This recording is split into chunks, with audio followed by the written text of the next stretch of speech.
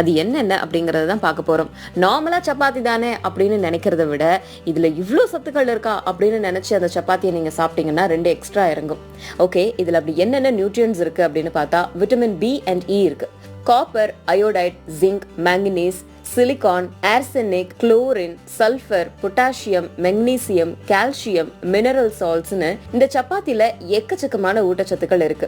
இது உங்களுக்கு பெட்டர் டைஜஷனை கொடுக்குது.